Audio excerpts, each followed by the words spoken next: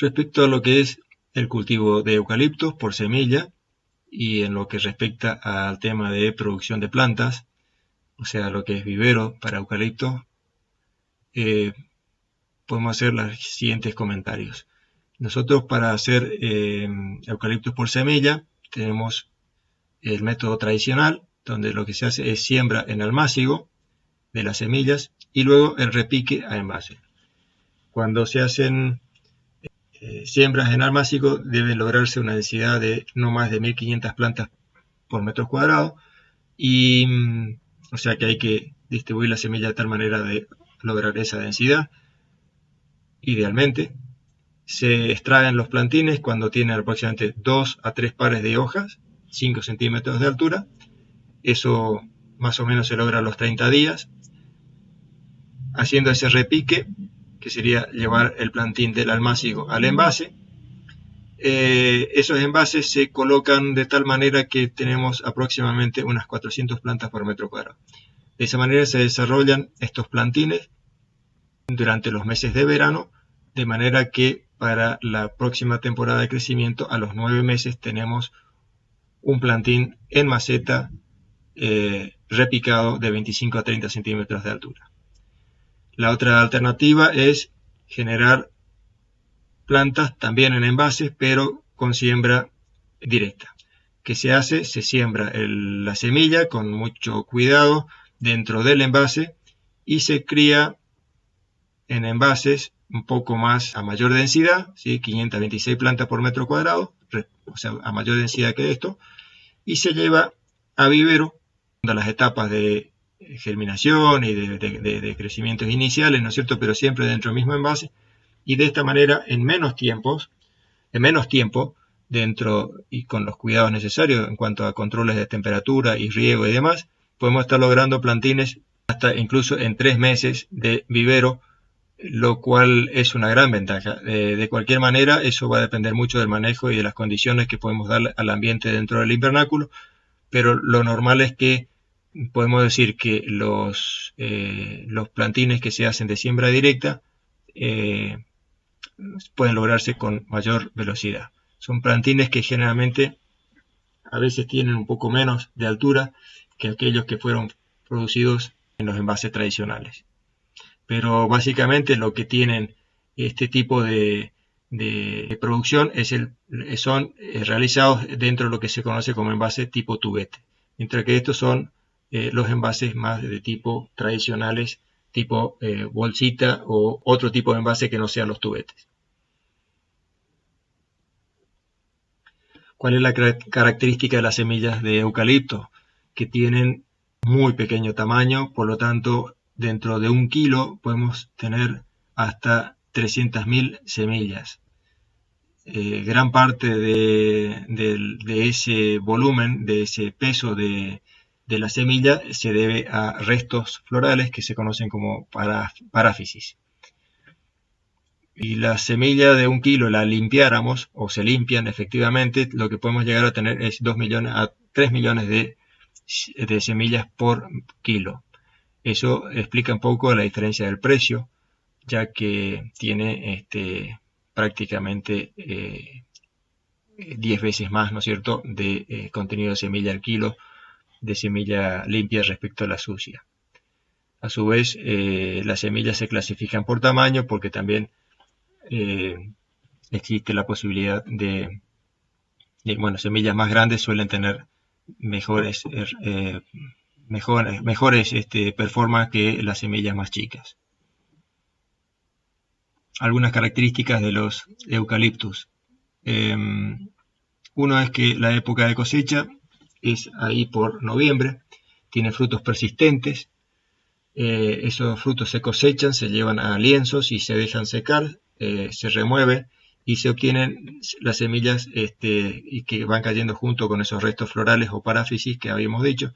Luego hay que tamizarlos, separarlos y se obtiene más o menos esta relación, es decir, 8 kilos de semilla sucia por 1 kilo de semilla limpia. Habíamos visto en la anterior filmina que la relación era de 10 a 1. Acá, esto es más o menos y aproximado. Lo que también tenemos como dato es que podemos sacar 75 gramos de semilla por cada árbol. En general los árboles son apeados para la cosecha de semilla. Esto es muchas veces difícil, ¿no es cierto? Por eso que conseguir semilla en cantidad es costosa y tiene su precio. Acá si bien los precios de estos están desactualizados, nos dan cuenta de la diferencia. Semilla limpia, 6.000 respecto a 700 u 800 la semilla sucia. ¿Cuáles son los principales puntos a tener en cuenta para producir plantas? Uno, utilizar un sustrato adecuado, que suele ser corteza de pino, con mezcla de material producto de la industria del coco, es decir, fibra de coco, más turba. Y se mezcla también y se agregan perlita y vermiculita, no más del 30%, para mejorar las condiciones de aireación y sobre todo lo que es la parte de capacidad de intercambio catiónico que nos está asegurando la vermiculita.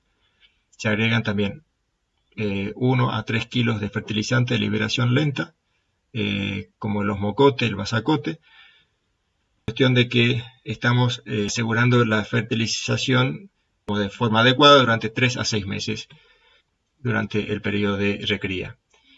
Y los envases que se suelen usar para eucalipto son de tamaño un poco más chicos que los que se usan para pino. Pino están alrededor de 90, los de eucalipto estarían alrededor de 55 a 90 centímetros cúbicos, siempre con la desinfección cada vez que se reinicia un nuevo ciclo de producción. Los envases que vienen de campo deben ser lavados y desinfectados. Y tratamiento de fungicida son necesarios en los eucaliptos porque son a veces atacados por distintos hongos. La siembra de las semillas. La siembra directa puede ser en forma mecánica cuando el vivero está preparado, y si no, debe hacerse en forma manual. Es bastante trabajoso. La semilla limpia y peletizada suele ser más fácil de maniobrar o de manipular, tanto para la siembra manual como para la siembra mecánica.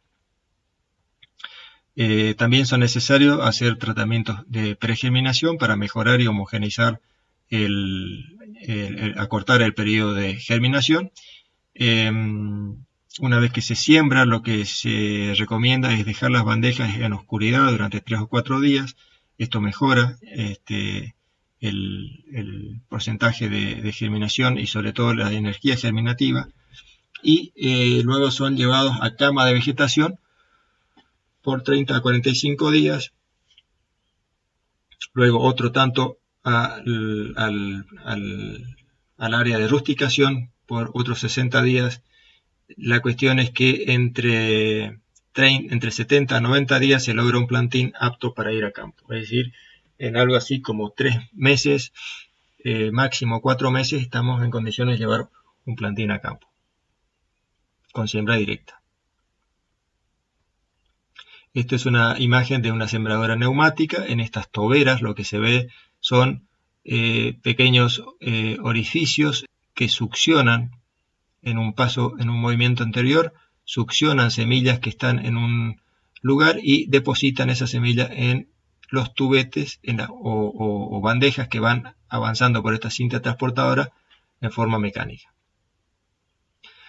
Cuando hacemos propagación, y ahora no por semillas sino por clones, tenemos 3 vías: macroestaca, mini estaca y microestaca. Clásicamente, los primeros ensayos o primeros trabajos y experiencias en el mundo fueron trabajando con lo que serían las macroestacas, que consiste en tener un banco clonal con las plantas madres, que pueden ser producto de polinización controlada entre familias de características sobresalientes. Esas semillas son plantadas conformando lo que sería el jardín clonal. Es cortado, esos árboles son apeados y genera lo que se dice una brotación desde la base. Esos brotes desde la base tienen excelente capacidad de generar raíces. Estos brotes son trozados en trozos de aproximadamente 8 a 12 centímetros con un par de hojas.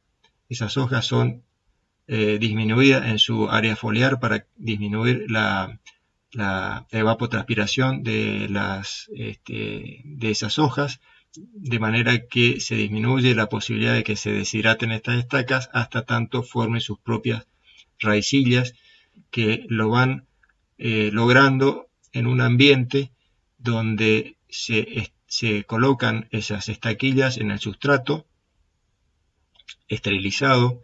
Muchas veces debe ir acompañado con algún tratamiento hormonal, que pueden ser ácido indolbutírico o ácido naftaleno-acético, o sea, son hormonas auxínicas que generan una inducción o formación de raíces adventicias. En este ambiente, riego por nebulización, se logra un ambiente saturado de 100% de humedad, cuestión de que no se deshidratan las estacas, las macroestacas, hasta tanto formen sus raíces. Y luego son llevados a etapa de prerusticación con malla media sombra y luego más adelante a rusticación. Esto podría ser el banco clonal, donde la planta ha sido apeada, ha sido cortada a nivel del suelo y se generan todos estos brotes. Todos estos brotes son brotes cosechables y que generan excelente material, macroestacas para enraizado. Estas técnicas fueron mejoradas, las técnicas de clonación. Hoy se trabaja con esta técnica de mini estaca, que se obtiene, esas mini estacas se obtienen del mini jardín clonal. El mini jardín clonal está ubicado sobre mesadas. En esas mesadas existen las plantas que me generan estas mini estacas. Acá tenemos una plantita que nos va generando brotes. Estos brotes son seccionados. Son estacas de 4 a 8 centímetros, bastante chiquitas. También hay que a veces seccionar un poquito las hojas para que no se deshidraten. Ese trabajo lo hacen operarios en un lugar especial, que vamos a ver ahora enseguida, y se llevan de vuelta a un ambiente de nebulización, donde tienen que formar las raíces, y a la etapa de rusticación. Y por último, las microestacas, que no vamos a analizar mucho, pero son básicamente técnicas de laboratorio donde se induce la formación de brotes múltiples en pequeños trozos de las microestacas. Son microestacas de 1 o 2 centímetros que se llevan a lugares, digamos, donde tiene que estar esterilizado, y en esos lugares se controla la luz, temperatura, humedad, digamos, todas las condiciones del medio ambiente, cuestión de que se formen brotes múltiples. Esos brotes múltiples se seccionan y se llevan a lugares donde se induce la formación de raíces, y a partir de ahí se lleva a un gabinete donde se siguen controlando todas las condiciones y se va obteniendo plantines que luego deben ser paulatinamente recriados y rusticados para llevar a campo. Entonces, habíamos dicho que el método clásico es el de mini estacas, o sea, estacas entre 4 y 8 centímetros de longitud. Esas estacas se obtienen de plantas madres que están sobremesadas. Esas mesadas se riegan con cintas en riego por goteo, llevan fertilización, o sea, fertirriego. De esas plantas se obtienen mini estacas. En el caso de los pinos habíamos dicho que había posibilidad de obtener estacas durante invierno, unas 35, y durante primavera otras 50, o sea, en total 85 estacas por año.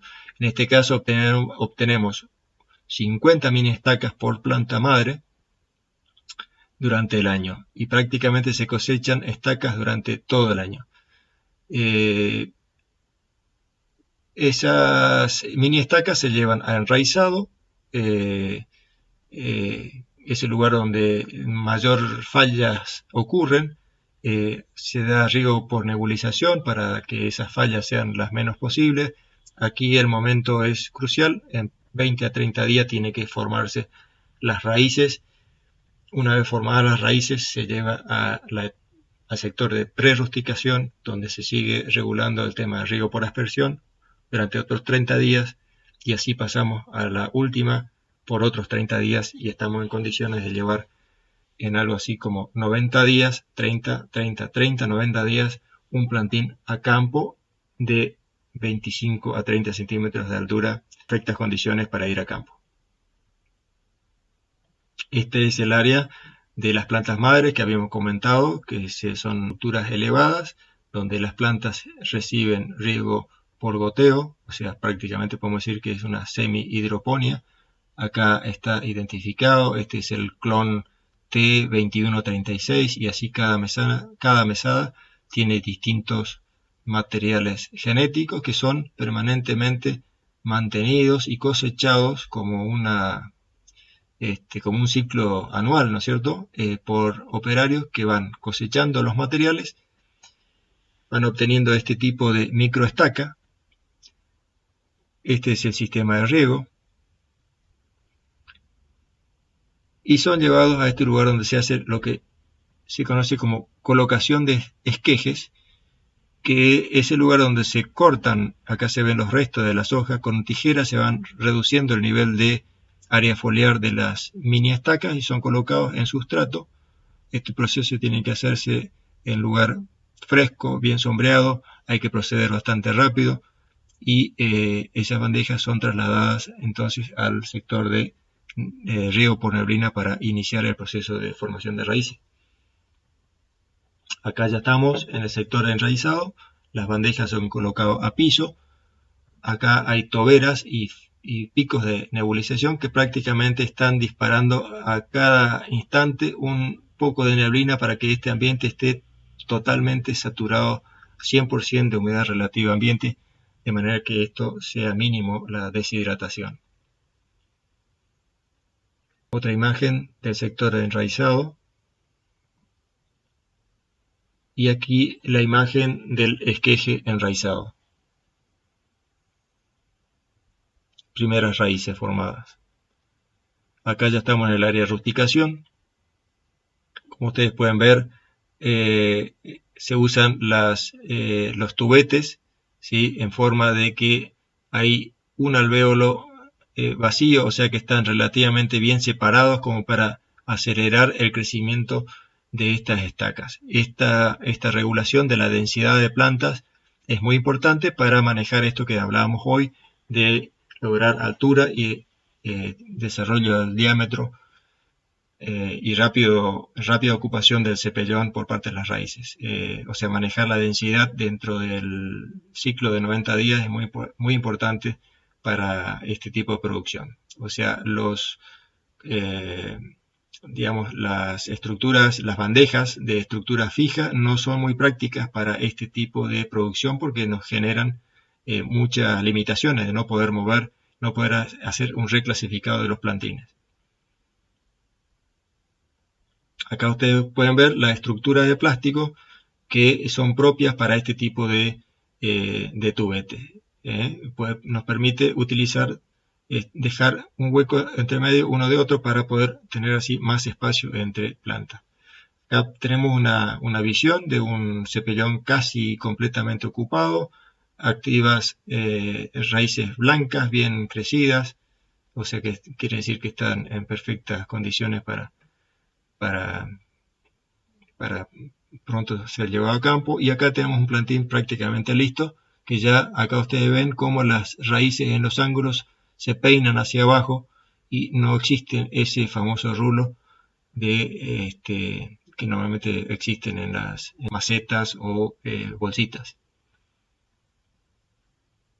Una imagen del sector de bombeo donde se preparan los caldos para el fertirriego. Estas son las bandejas en el sector de prerrusticación. una vez que las bandejas ya echaron raíces, ¿no es cierto?, se traen a este sector. Lo que se le da es media sombra y un carro de riego que recorre en forma automática esto cada tanto tiempo. Para eso está regulado, digamos, esto es lo que es la intensidad de riego, la cantidad de fertilizante que debe ser agregado. Hay que pensar que los sustratos son inertes, por lo tanto dependen absolutamente del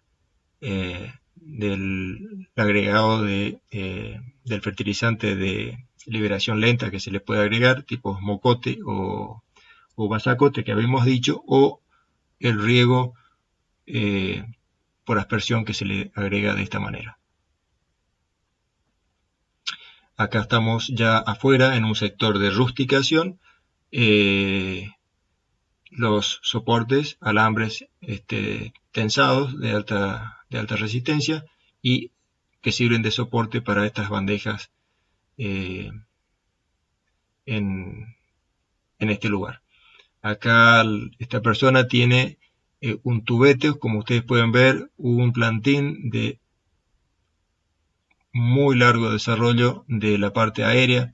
Esto en principio no sería un plantín adecuado, pero digamos, nos han dicho de que funcionan y también dan resultados. Siempre hay que tener en cuenta en qué época y a qué lugar se llevan estos tipos de plantines. Los plantines más altos no deberían ser llevados, excepto de que estén ya suficientemente rustificados y tengan un adecuado diámetro DAC. No deberían ser llevados a lugares de situaciones muy difíciles, ¿no es cierto? Es decir, donde hay falta de agua o algo así. La imagen del sector de rusticación. Una imagen de lo que sería un cepellón bien compacto. Esta imagen aquí abajo no corresponde a eucalipto, esto es Kiri, pero da una idea de un cepellón completamente colonizado por las raicillas y raíces peinadas perfectamente hacia abajo. Acá se ve todavía el resto de lo que es la impronta de la costilla del lado de adentro, que hace que se peinen las raíces para abajo. Y acá lo mismo, esto sí corresponde a eucalipto, raíces claras y bien peinadas hacia abajo, el cepellón compacto, una planta lista para llevar a campo. Y por último, plantas nativas. Cada especie, cada material genético tiene sus propias exigencias. Esto hace también de que entre las nativas estas técnicas de vivero vienen un poco rezagadas, aparte de la demanda de este tipo de plantines no es tan alto. Para eso existe un vivero digamos, público de la provincia que está haciendo en 25 de mayo plantines de nativas para proyectos y planes con nativas, pero también las técnicas que hemos descrito y comentado en líneas generales, los conceptos son válidos para todas las especies, lo que sí requiere de mucha observación en los viveros, aprendizaje, anotaciones y bueno, prestar atención en estos indicadores que habíamos mencionado en el transcurso de esta charla.